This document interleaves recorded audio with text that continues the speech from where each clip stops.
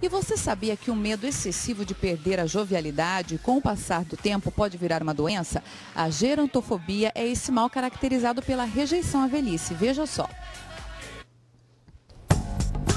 É inevitável, uma hora ou outra na vida, a preocupação em envelhecer aparece. Eu fico com receio, né? Eu fico olhando assim, olho no espelho, ou foto quando eu era mais jovem. Putz, pintou a diferença.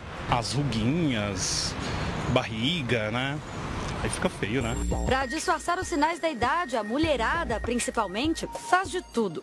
Já tá branco, a gente tinge, a gente passa creme, é tranquilo. Mas o receio de chegar à terceira idade é considerado normal por especialistas. O problema é quando esses sentimentos extrapolam o normal. O medo vira pânico e a pessoa passa a negar a velhice como se ela não fosse chegar mais cedo ou mais tarde. A paranoia pode virar doença, gerontofobia, e atinge muito mais gente do que se imagina, até mesmo os famosos. Depois de passar por uma transformação surpreendente, a suspeita é de que a atriz de Hollywood, Renée Zellweger, também sofra da doença.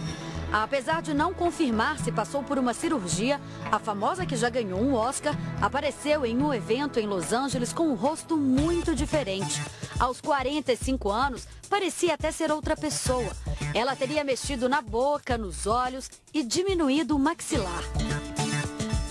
Em entrevista a uma revista, Renée diz que está feliz e vivendo de forma mais saudável.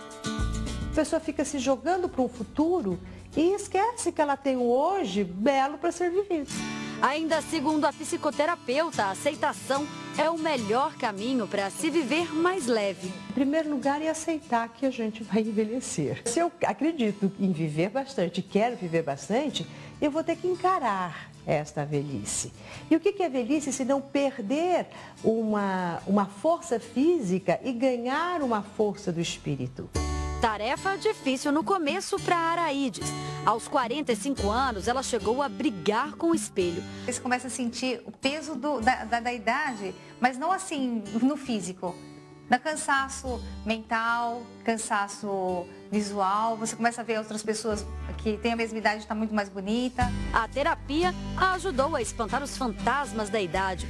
E hoje ela se diz pronta para o futuro. Alimentação, comecei a fazer academia, fazer caminhadas, fazer meditação. Hoje é para você envelhecer numa boa.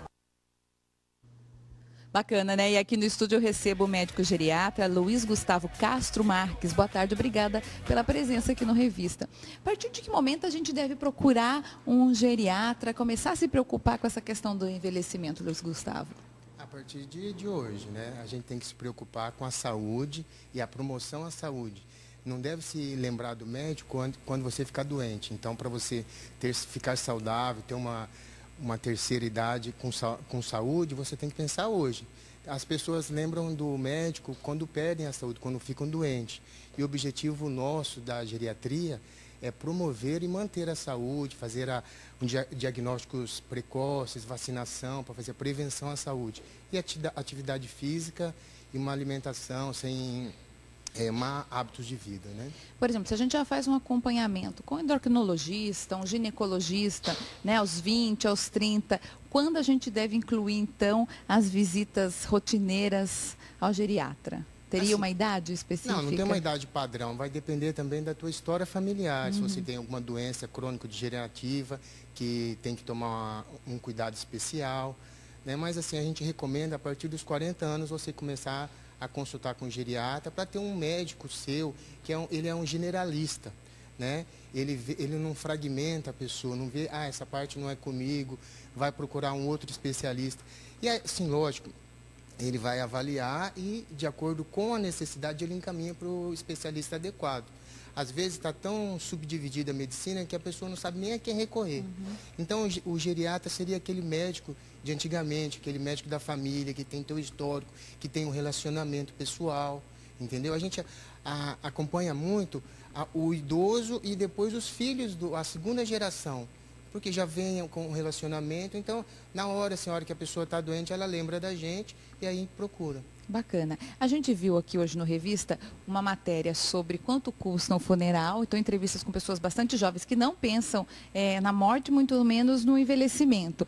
E a gente viu também essa matéria falando sobre a fobia desse medo de envelhecer. É comum as pessoas se preocuparem com esse medo de envelhecer, muito mais ligado à parte estética. A gente viu ali exemplos, né, brigando com o espelho. Né? Não se preocupam com essa parte, com o interior, e se preocupam mais com o exterior? Olha, é pouco frequente, né, no dia a dia do consultório da gente. Talvez as pessoas confundam um pouco o envelhecimento com doenças. Né? Ele lembra do avô, da avó dele, do falecimento do próprio avô e da avó. Então, eles têm medo do envelhecer porque está relacionado com doenças. O interessante é ter um envelhecimento saudável. Um envelhecimento que a pessoa já promoveu a saúde, que ela faz atividade física, tem as suas doenças crônicas controladas, a hipertensão, o diabetes bem controlados, não vai alterar a sua qualidade de vida. Isso que a gente tem que preocupar, em qualidade de vida e ter um envelhecimento com saúde.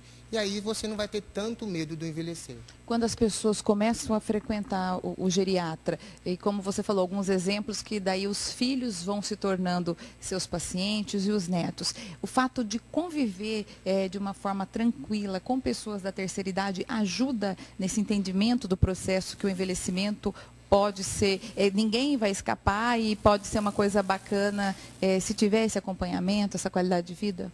Não, eu acho que não, assim, as pessoas, quem morre antes, não envelhece. Por isso que eu falo assim que o idoso é quem tem o privilégio de viver a vida. Né? Só envelhece quem conseguiu passar por todas as fases da vida. Então, para você, o idoso é um vitorioso, porque ele conseguiu passar por todo, ele teve a capacidade de se acostumar com as perdas que o envelhecimento causa no dia a dia.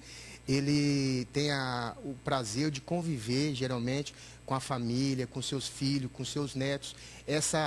Esse prazer dado pelo convívio social, ele um pouco ameniza a perda orgânica, né? Que ele perde a juventude, a força muscular, tem dificuldade visual, dificuldade auditiva, mas eu acho que isso é compensado pela outra parte, pela parte social, principalmente pela parte familiar. No caso, os familiares que são mais jovens, o fato deles terem esse privilégio de conviver com o idoso, quando eles veem uma situação diferente do que você falou, antigamente as pessoas viam o avô doente, a avó doente, então isso pode causar esse medo. O fato dele acompanhar idosos que têm qualidade de vida, isso facilita a aceitação de se envelhecer? Ele está vendo como que é a prática, né? Ele vivencia esse envelhecimento saudável, mas assim, infelizmente no nosso dia a dia, ainda não é frequente o envelhecimento saudável, porque são pessoas na década de 30, da década de 20, que são os idosos, né? Então, eles não tiveram uma boa prevenção, promoção à saúde. E, às vezes, os familiares podem vivenciar um idoso com múltiplas comorbidades. E isso também pode ocasionar um pouco de medo, e aí sim ele vai correr atrás, e talvez não vai ser esse exemplo que o pai dele ou a mãe dele foi. Ele vai fazer um bom controle alimentar, evitar vícios, e aí ter uma senilidade com bastante qualidade de vida. Quem procura mais um geriatra, os homens ou as mulheres? Disparado as mulheres. Homem é difícil, ele tem medo de procurar o médico, ele tem medo dos diagnósticos. De encontrar uma doença? Sim, acho que está procurando, quem procura acha, né? A gente lembra que todas as doenças, a maior parte das doenças, quando diagnosticada cedo, precocemente, a terapêutica é muito mais eficaz, os tratamentos são menos agressivos. E, tanto é que a expectativa de vida do homem e da mulher são diferentes, 7 anos a mais de expectativa da mulher, né? E o homem, geralmente, a mulher que leva o esposo, né, na consulta.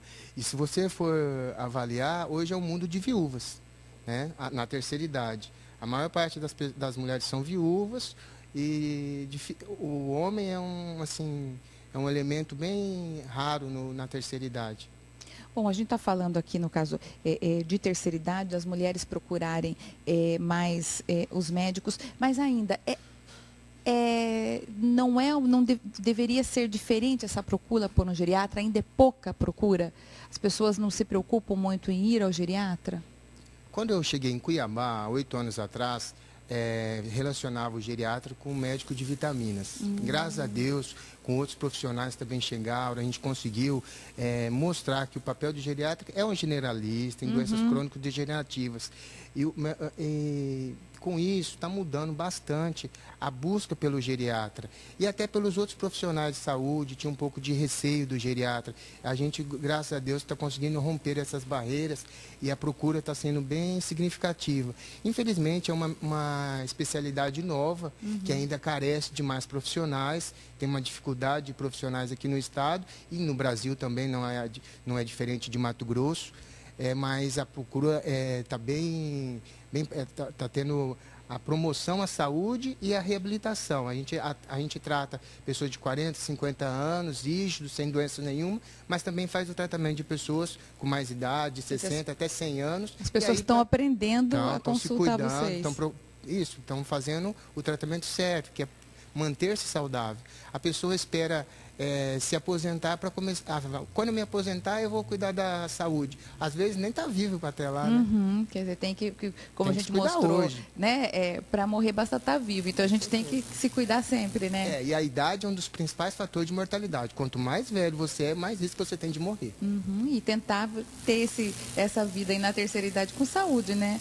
Controlando pressão alta, diabetes, se a gente tem o acompanhamento médico é mais fácil. São doenças silenciosas, eu falo assim que ela vai danificando lentamente a pessoa. Quando ela assusta, quando ela se depara para tratar, ela já está com insuficiência renal, está com distúrbio visual, né?